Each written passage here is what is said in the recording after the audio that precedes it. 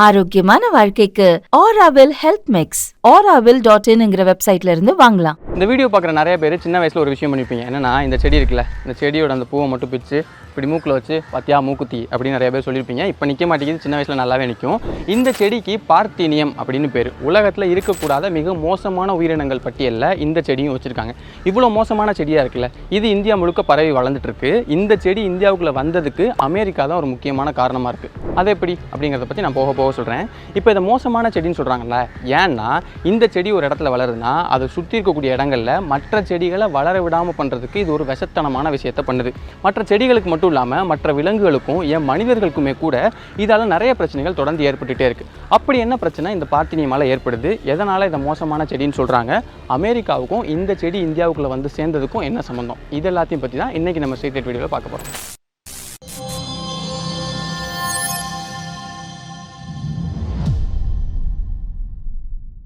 அமெரிக்காவை பூர்வீகமாக கொண்ட இந்த செடியை இந்தியாவில் மட்டும் இல்லாமல் அண்டார்டிகா கண்டத்தை தவிர உலகத்தில் இருக்கக்கூடிய எல்லா கண்டங்கள்லையுமே ரொம்ப சுலபமாக பார்க்க முடியும். ஏன்னா இதால் எல்லா சூழல்லையுமே எல்லா காலநிலையிலையுமே ஈஸியாக வளர முடியும். இப்போ உதாரணத்துக்கு நீங்கள் ஒரு விவசாய நிலத்தில் பார்த்தீங்கன்னா இந்த பாத்தினியம் இருக்கும், ரோட்டோரத்தில் பார்த்தீங்கன்னா இந்த பாத்தினியம் இருக்கும். இப்படி எல்லா இடத்துலையுமே நம்மளால் இந்த பாத்தினியமை ரொம்ப சுலபமாக பார்க்க முடியும். அதுலேயும் குறிப்பாக அந்த தரை வந்து களிமண் தரையாவோ இல்லைனா ஆல்கலின், அதாவது காரத்தன்மை அதிகமாக இருக்கக்கூடிய தரையாவோ இருந்துச்சுன்னு வச்சுங்களேன், ரொம்ப ஈஸியாக வளர்ந்துடும். இப்போ உதாரணத்துக்கு ஒரு பொட்டல் காடு இருக்குது, அங்கே எந்த செடியுமே இல்லை, அங்கே கொண்டு போய் ஒரே ஒரு பார்த்தீனியமே நீங்கள் நட்டு வச்சிங்கன்னா போதும், ஒரு சில வருடங்கள்லேயே அந்த பொட்டல் காடு முழுக்க பார்த்தீனியம் மட்டுமே இருக்கிற மாதிரி இந்த பார்த்தீனியம் ரொம்ப சீக்கிரமாகவே வளர்ந்துடும். சரியாக சொல்லணும்னா அந்த பார்த்தீனியம்ங்கிறது ஒரு ஜீனஸ், அதாவது பேரினத்தோட பேர். அந்த ஜீனஸ்க்குள்ளே நிறைய சிற்றினங்கள் ஸ்பீசிஸ் இருக்கும்.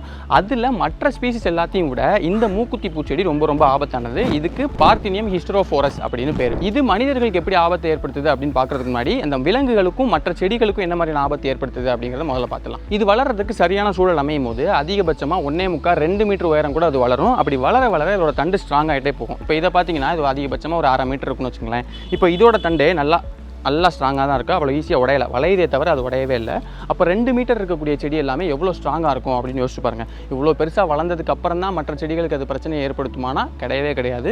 குட்டியாக வளர ஆரம்பிக்கும் போதே அது மற்ற செடிகளுக்கு பிரச்சனையை ஏற்படுத்திட்டு தான் வளரவே ஆரம்பிக்குது. ஏன்னா அது வளர ஆரம்பிக்கும் போது அதோட இலைகள் கொஞ்சம் நெருக்கமாக இருக்கிற மாதிரி தான் அது வளருது. இது ரோசெட் ஃபார்மேஷன் அப்படின்னு சொல்கிறாங்க. ஒரு ரோஜா பூவோட இதழ்கள் எப்படி ஒட்டி இருக்கும் இல்லையா, அதே மாதிரி கொஞ்சம் ஒட்டி தான் இதோட இலைகள் இருக்கும். இந்த மாதிரி இதுங்க ரோசெட் ஃபார்மேஷனில் இருக்கிறதுனால அது ஏற்கனவே கீழே ஏதாவது செடிகளோட விதைகள் விழுந்திருக்கும் இல்லையா, அந்த விதைகள் வளர்றதுக்கு தேவையான சூரிய வெளிச்சத்தை தொடர்ந்து பிளாக் பண்ணிக்கிட்டே இருக்கு. அப்போ அந்த விதைகள் முளைச்சு வர்றது கொஞ்சம் தடைபடுது. அடுத்து அந்த ரோசெட் ஃபார்மேஷன் தரையை ஒட்டியே தான் இருக்கும். அப்படிங்கிறதுனால அங்கே அந்த இலைகளுக்கு கீழே இருக்கக்கூடிய தண்ணி ஆவியாகி போகிறது அவ்வளோ சீக்கிரமாக நடக்காது. அந்த தண்ணி கொஞ்சம் தேங்கியே இருக்கும். அதனால இது வளர்றதுக்கு தேவையான தண்ணி தொடர்ந்து கிடச்சிக்கிட்டே இருக்கும். அடுத்து தான் ரொம்ப முக்கியமான விஷயம், இந்த செடி அது வளரும் போது மண்ணுக்குள்ள ஹிஸ்டரின், பார்த்தினின், ஆம்ப்ரோசின் இந்த மாதிரியான நிறைய நச்சுத்தன்மை உள்ள வேதிப்பொருட்களை வெளியிட ஆரம்பிக்கும்.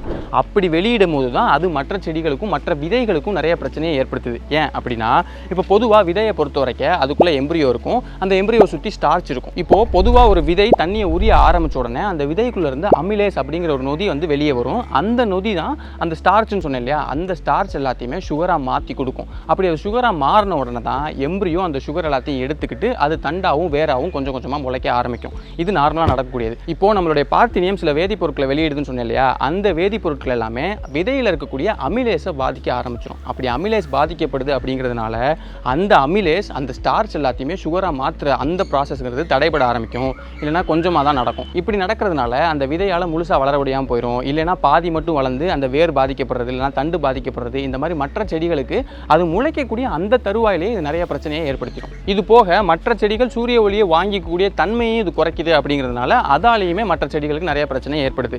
இப்போது ஒரு பொட்டல் காடு இருக்குது, இல்லைனா ஒரு புதர் காடே இருக்குன்னு வச்சுக்கலாம். அந்த புதர் காட்டில் நிறைய கலை செடிகள் இருக்குது. அதோட சேர்த்து இந்த பார்த்தீனியம் ஒன்று தான் இருக்குது அப்படின்னா பெரிய அளவில் இந்த பார்த்தீனியமெல்லாம் டாமினேட் பண்ண முடியாது. ஆனால் அதே இடத்துல 4-5 இல்லைனா கொஞ்சம் அதிகமான பார்த்தீனியம் செடிகள் இருக்குது, அது கூட மற்ற செடிகளும் இருக்குது அப்படின்னா கொஞ்ச நாள்லேயே அந்த இடத்துல மற்ற செடிகள் எல்லாம் அழிச்சிட்டு இந்த பார்த்தீனியம் மட்டுமே முழுக்க அதை டாமினேட் பண்ணுற அளவுக்கு கூட இது ரொம்ப ஸ்ட்ராங்காக அங்கே வளர்ந்து நின்றும். இப்போது இங்கே ஒரு கேள்வி வருது, என்னென்னா பார்த்தீனியம் வேதிப்பொருட்களை மண்ணுக்குள்ளே அனுப்புது, அதனால் மற்ற செடிகள் பாதிக்கப்படுது. சரி, அதெல்லாம் மற்ற பார்த்தீனியம் செடிகள் பாதிக்கப்படாதா? ஏன்னா அதுவும் மண்ணில் தானே சத்துக்களை உறிஞ்சிக்குது அப்படின்னு கேட்டிங்கன்னா, இந்த பார்த்தீனியம் பொறுத்த வரைக்கும் அதோடைய வேர்களில் சில ஃபில்டர் மாதிரியான அமைப்புகள் இருக்குது. அது மூலயமா இந்த பார்த்தீனியம் செடிகள் வெளியிடக்கூடிய அந்த நச்சு பொருட்களை உள்ளே எடுத்துக்காத அளவுக்கு இது ஃபில்டர் பண்ணி அந்த வேர்கள் கொடுத்துடுது. அப்படிங்கிறதுனால பார்த்தீனியம் செடிகளுக்கு மற்ற பார்த்தீனியம் செடிகள் வெளியிடக்கூடிய வேதிப்பொருட்களால் எந்த பிரச்சனையும் ஏற்படுறதில்லை. இப்படி ஒரு பண்பு இந்த பார்த்தீனியம்க்கு இருக்கிறதுனால கால்நடைகள் பொதுவாக சாப்பிடக்கூடிய அந்த குட்டி குட்டி செடிகள் அதெல்லாம் சரியாக வளர விடாமல் இது பண்ணிடுது. அதனால அதுங்களுக்கு சாப்பாடுக்கு பிரச்சனை ஏற்படுது. நம்ம ஊர்களே ஒரு சில நேரங்களில் ஆடு மாடுகள்லாம் இந்த பார்த்தீனியமே சாப்பிட்றத நம்ம பார்த்துருப்போம். அந்த மாதிரி சாப்பிடும்போது அளவுக்கு அதிகமாக சாப்பிட்டுருச்சு அப்படின்னா அது அந்த கால்நடைகளுக்கு நல்லதில்லை அப்படின்னு கால்நடை மருத்துவர்களும் சரி நிபுணர்களும் சரி சொல்கிறாங்க. அதனால அந்த விஷயத்தில் ரொம்ப கவனமாக இருக்கணும். சரி, இப்போது இது மனிதர்களுக்கு என்ன பிரச்சனை ஏற்படுத்துது அப்படின்னு பார்த்தோம்னா நம்ம என்ன பார்த்தோம், ஒரு இடத்துல இது வளர ஆரம்பிச்சிச்சு அப்படின்னா ரொம்ப சீக்கிரமாகவே அது அந்த இடத்தையே டாமினேட் பண்ணுற அளவுக்கு வளரும் பார்த்தோம் இல்லையா. அப்படி இதுங்க வளர்றதுக்கு முக்கியமான காரணமாக இருக்கிறது இதில் இருக்கக்கூடிய இந்த பூக்களும் அதோடைய விதைகளும் தான். இது காற்றுலேயே ரொம்ப சீக்கிரமாக அடுத்த இடத்துக்கு பரவி போய் வளர ஆரம்பிச்சிடும். இப்போது பொதுவாக ஒரு சின்ன பார்த்தீனியம் செடி இதையே நீங்கள் எடுத்துக்கிட்டிங்கன்னா இதில் உங்களால் ஆயிரக்கணக்கான பூக்களை பார்க்க முடியும். அதுவே பெரிய பார்த்தீனியம் செடி இந்த 2 மீட்டர் உயரத்துக்குலாம் வளரும்னு சொன்னேன் இல்லையா, அதுலலாம் ரொம்ப சுலபமாக லட்சக்கணக்கான பூக்களை உங்களால் பார்க்க முடியும். அது எல்லாமே காற்றுல தான் பரவி போய் வேறு இடத்துல விழுந்து வாழுது அப்படிங்கிற பட்சத்தில் அந்த பகுதியில் மனிதர்கள் வாழும்போது அது மனிதர்களோட உடம்புக்குள்ளே போகும்போது பிரச்சனையை ஏற்படுத்துது. 1-2 பார்த்தீனியம் தான் இருக்குது அப்படின்னா பெரிய அளவில் பாதிப்பு இல்லை. ஆனால் நம்ம முன்னாடி பார்த்த மாதிரி ஒரு பெரிய பொட்டல் காடு ஒரு பெரிய பரப்பளவுலேயே இந்த பார்த்தீனியம் முழுக்க வளர்ந்துருக்கு அப்படின்னா அந்த பகுதிக்கு பக்கத்தில் வாழக்கூடிய மனிதர்களுக்கு இது கண்டிப்பாக பெரிய பிரச்சனையை ஏற்படுத்துது. அப்படிங்கிறது நிறைய கேஸஸே ரெக்கார்ட் ஆயிருக்கு. கண்ணுக்குள்ளேயும் தோலில் ஏதாவது காயம் ஏற்பட்டிருக்கும் போது அதுக்குள்ளெல்லாம் இது போய் சேரும்போது அதனால் வீக்கம் அரிப்பு இந்த மாதிரியான பிரச்சனைகளை ஏற்படுத்துது. இன்னும் அக்ரெசிவாக போய் என்ன ஆகுதுன்னா தொண்டைக்குழி வழியாக உள்ளே போய் சேரும்போது ஆஸ்துமா பிராங்கிட்டிஸ் இந்த மாதிரியான பெரிய பிரச்சனைகளை நிறைய பேருக்கு ஏற்படுத்தியிருக்கு. அதனால தான் மருத்துவர்களும் சரி நிபுணர்களும் சரி இந்த பார்த்தீனியம் நீங்கள் இந்தியாவில் பார்க்குறீங்க எங்கே பார்த்தீங்கன்னாலும் முடிஞ்ச வரைக்கும் அதை அழிச்சிருங்க, அதுதான் எல்லாருக்குமே நல்லது அப்படின்னு சொல்கிறாங்க. சரி, இப்போ மெயின் விஷயத்துக்கு வருவோம். அமெரிக்காவுக்கும் இந்த செடிக்கும் என்ன சம்பந்தம் அப்படின்னு கேட்டிங்கன்னா இந்த கதை 1950களில் ஆரம்பமானது. என்னன்னா அந்த சமயத்தில் இந்தியா மட்டும் இல்லை உலகத்துடைய நிறைய நாடுகள் பஞ்சத்தில் அடிபட்டு இருந்தாங்க. அப்படிங்கிறதுனால ஃபுட் ஃபார் பீஸ் அப்படிங்கிற ப்ரோக்ராம் மூலமாக அந்த மாதிரி பாதிக்கப்பட்ட நாடுகளுக்கு அந்த அமெரிக்கா அவங்ககிட்ட சர்ப்ளஸ் அதாவது அதிகமாக இருந்த உணவு தானியங்கள் எல்லாமே கொடுத்து உதவியிருக்காங்க. அந்த வகையில் இந்தியாவுக்கு அவங்க கோதுமையை கொடுத்துருக்காங்க. அந்த கோதுமை விதைகள் மூலமாக தான் இந்த பார்த்தீனியம் விதைகளும் வந்து சேர்ந்து இந்தியா முழுக்க அது பரவி இருக்கு அப்படிங்கிற மாதிரி சொல்லப்படுது. இப்போ தமிழ்நாட்டை பொறுத்த வரைக்கும் இந்தியாவிலே அதிகமாக பாதிக்கப்பட்ட மாநிலங்கள் அப்படிங்கிற ஒரு பட்டியல் எடுக்கும்போது தமிழ்நாடு ஹைங்கிற அந்த ரேட்டிங்கில் இருக்குது. அதுக்காக 1950களுக்கு முன்னாடி இந்த பார்த்தீனியம் இந்தியாவில் இல்லவே இல்லையா அப்படின்னு கேட்டிங்கன்னா கிடையாது. 1814 வில்லியம் ராக்ஸ்பர்க் அப்படிங்கிற தாவரவியலாளர் ஒரு புத்தகம் எழுதுறாரு, ஹார்டஸ் பெங்காலன்சிஸ். அந்த புத்தகத்திலையும் இந்தியாவில் இந்த பார்த்தீனியம் இருக்குது அப்படிங்கிற மாதிரி தான் ரெக்கார்ட் ஆயிருக்கு. ஆனால் என்னதான் 200 வருஷத்துக்கு முன்னாடி எழுதப்பட்ட புத்தகத்தில் இது மென்ஷன் ஆயிருந்தாலுமே இது அதிகமாக பிரச்சனை ஏற்படுத்தியிருக்கு அப்படிங்கிற மாதிரி மென்ஷன் செய்யப்படலை.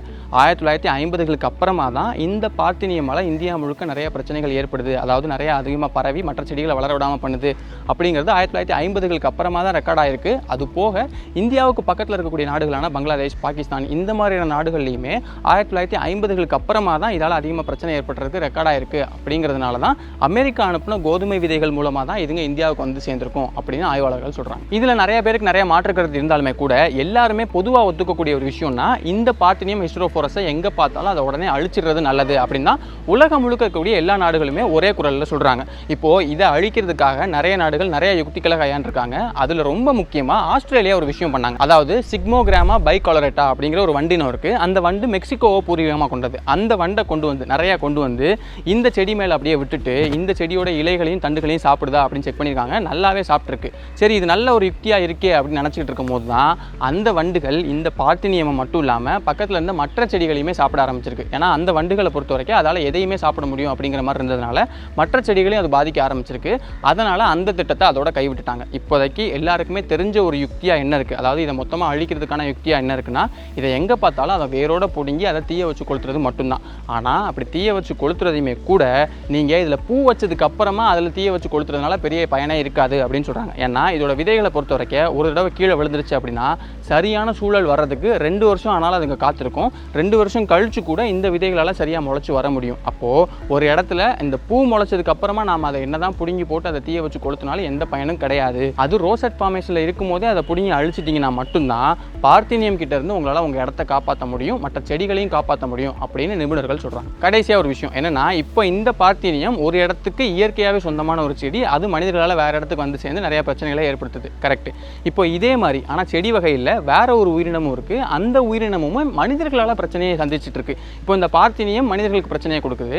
ஆனால் மனிதர்கள் அந்த உயிரினத்துக்கு ஒரு பிரச்சனையை கொடுத்துட்டு இருக்காங்க. அதுதான் பக் நாய்கள். அதான் அந்த வோடஃபோன் நாய்ன்னு சொல்லுவோம் இல்லையா. ஒரு சிலர் பார்க்காத க்யூட்டாக இருக்கு பாருன்னு சொல்லுவாங்க, ஒரு சிலர் பார்க்க சப்ப மூஞ்சி அவர் வோடஃபோன் நாய் போகுது பாரு அப்படின்னு சொல்லுவாங்க. இப்படி நிறைய பேர் சொல்லி நாம் அதை கூப்பிட்டாலுமே பொதுவாக ஒரு விஷயம் விஷயம் அந்த நாய்க்கு பிரச்சனையாக இருக்குது அப்படின்னா அது அந்த நாயோடைய உடல் அமைப்பு தான். இப்போது ஒரு 400-500 வருஷங்களுக்கு முன்னாடி இந்த பக்கு நாய்கள் எப்படி இருந்துச்சு அப்படிங்கிற அந்த ஃபோட்டோவை நீங்கள் பாருங்கள். இதுக்கு பக்கத்துலேயே இந்த பக்கு நாய்கள் இப்போ எப்படி இருக்குது அப்படிங்கிற இந்த ஃபோட்டோவை நீங்கள் பார்த்தீங்கன்னா இந்த 400 வருஷத்தில் இந்த பக்கு எந்த அளவுக்கு மாற்றத்துக்கு உட்பட்டிருக்கு அப்படிங்கிறது உங்களுக்கு தெரிய வரும். இவ்வளோ மாற்றங்கள் பக்குக்கு ஏற்பட்டதுக்கு முக்கியமான காரணம் நாம தான், மனிதர்கள் தான். மனிதர்கள் அவங்களோட தேவைக்காக ஒரு சில முக்கியமான தேவைகள், அது முக்கியமான தேவை கூட கிடையாது, நிறைய மோசமான தேவைகள், அதுக்காக இந்த பக் நாய்களோட உடல் அமைப்பையும் நிறைய மாற்றி வச்சுருக்காங்க. எப்படி அந்த மாற்றம்லாம் ஏற்பட்டுச்சு, அதனால் இந்த பக் நாய்கள் என்ன மாதிரியான பிரச்சனைகளை சந்திச்சிட்டு இருக்கு, இது எல்லாத்தையும் பற்றி ரொம்ப டீட்டெயிலான ஒரு வீடியோ நம்ம ஏற்கனவே நம்ம சேனலில் பண்ணியிருக்கோம். அந்த வீடியோக்கான லிங்க் நான் சைடில் தரேன், அதை கிளிக் பண்ணிங்கன்னா நீங்கள் அந்த வீடியோ பார்க்கலாம். இன்னொரு நாள் இன்னொரு வீடியோவில் சந்திக்கிறேன்.